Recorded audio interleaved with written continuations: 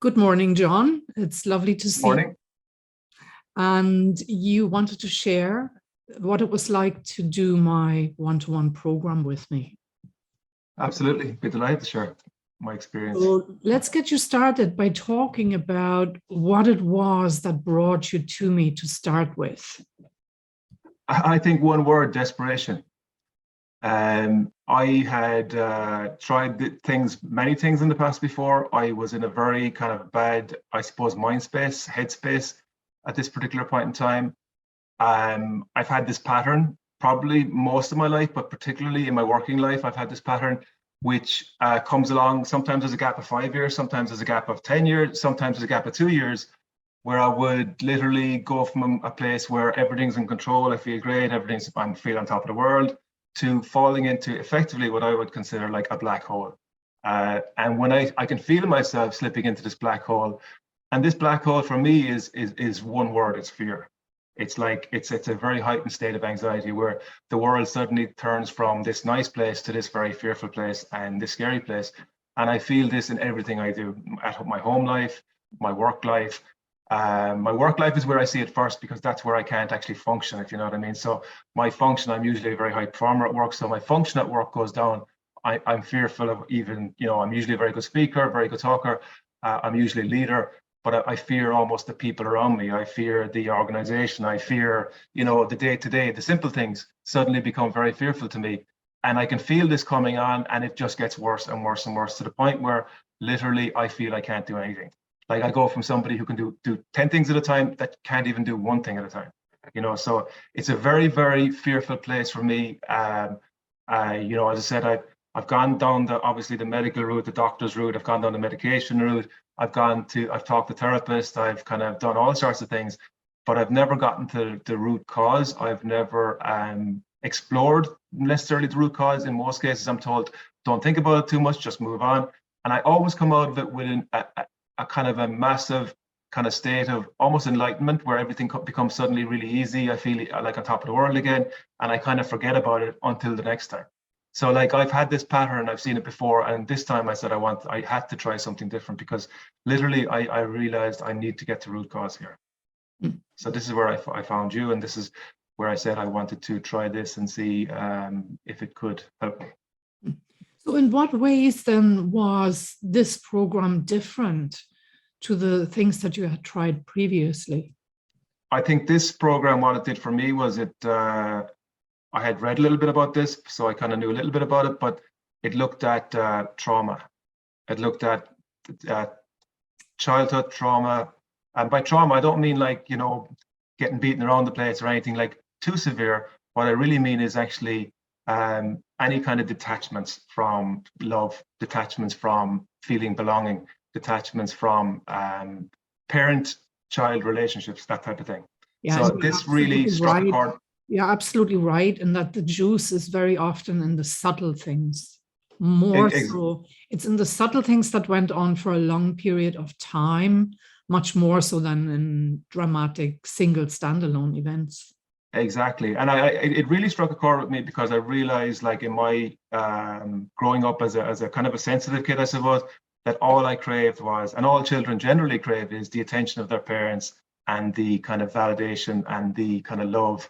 And I was constantly trying to prove myself.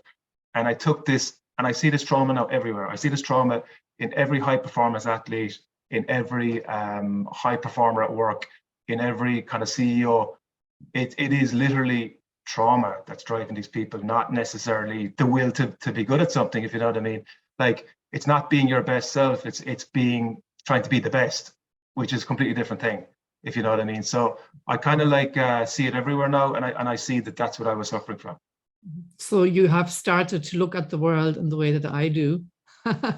Yeah, exactly. Like I literally will say now, I just be my best self because I know that I have a lot to offer in being the best I can, as being a best parent, for example, being the best husband I can be, being the best kind of colleague at work, not necessarily the best performer, the best colleague, the best teammate, the best, it will make the world a better place if we all start to think a little bit more like this. Absolutely, I agree with you. So talk about what has changed. What's different this time in how you're coming out of this period? Now I think I have a greater acceptance as to why I am the way I am, because I never fully really understood why I am the way I am.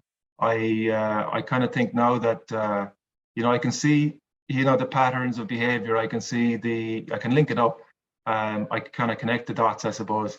Now I kind of have, I suppose, forgiven some of those things from the past because I was holding on to them. I think they were really kind of like, I couldn't see these things, obviously. They were just bubbling up in different ways. I couldn't see them. I think I now know what they are. I believe I am forgiving. My scores at the start were like off the charts. Like they were like 9s and 10s of like, you know, fear, anxiety. Everything was like, was a heightened state of fear, heightened state of anxiety.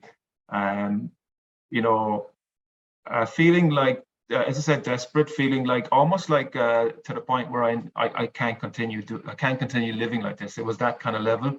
Not feeling like I was going to do anything about that, but feeling that desperate feeling of like I cannot continue. Yeah.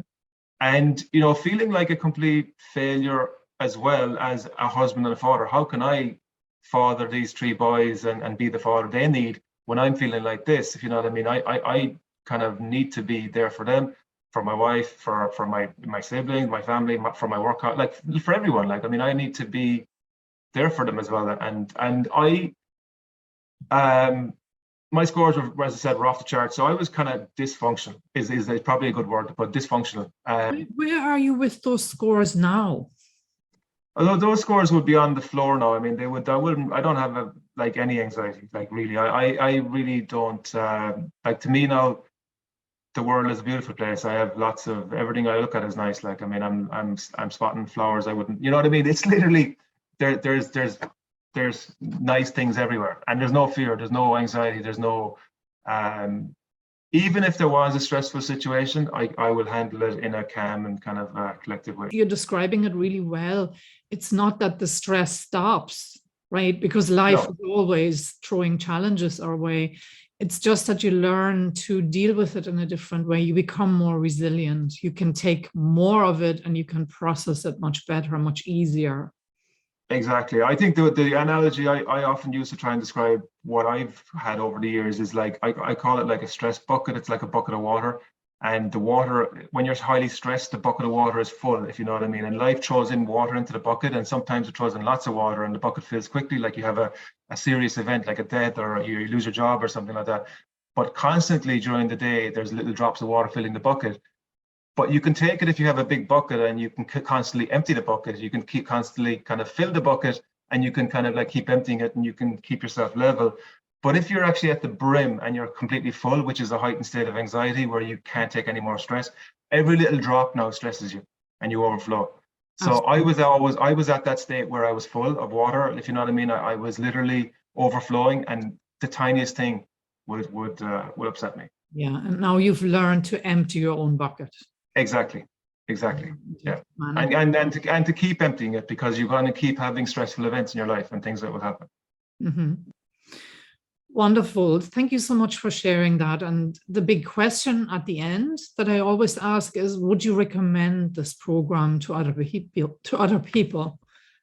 I definitely would, because I think just even getting to the root cause and learning the techniques of being able to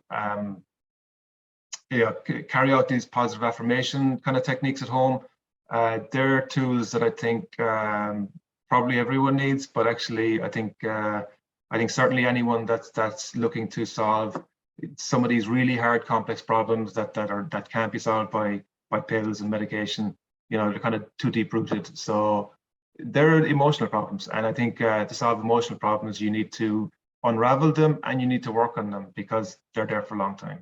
They're deep rooted.